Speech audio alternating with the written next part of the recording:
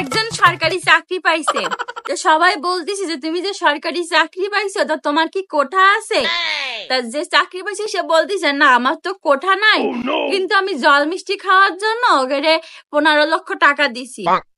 ও বাবা বাবা, জল মিষ্টি খাওয়ার জন্য যদি 15 লক্ষ টাকা দেওয়া লাগে তাহলে বিরিয়ানি খাওয়ার জন্য না জানি কত লক্ষ টাকা দেওয়া লাগবে।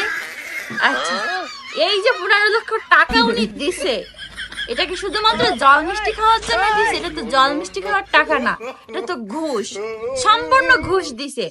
এই যুগে মেধা দিয়ে কয়জন চাকরি পায় বলুন তো? এই ঘুষ না থাকলে, যোগাযোগ মাধ্যম না থাকলে সে আর চাকরি পাবে না।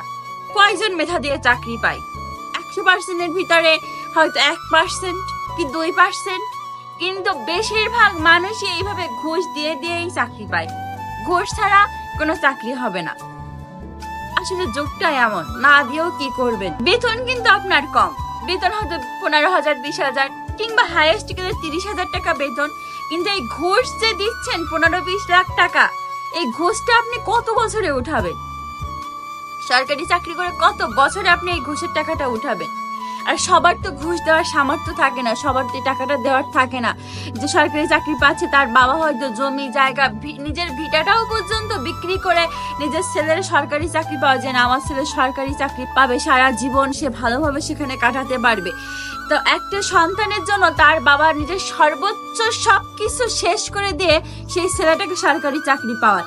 তো আপনি এই 15-20 লাখ টাকা দিয়ে কত বছরে এই টাকাটা উঠাবেন? এতদিন কি আপনি এই টাকাটাই উঠাবেন, নাকি নিজের সংসার চালাবেন, নাকি নিজের ছেলে মেয়ের জন্য ভবিষ্যৎ করবেন? একবারও কি চিন্তা করে দেখেছেন?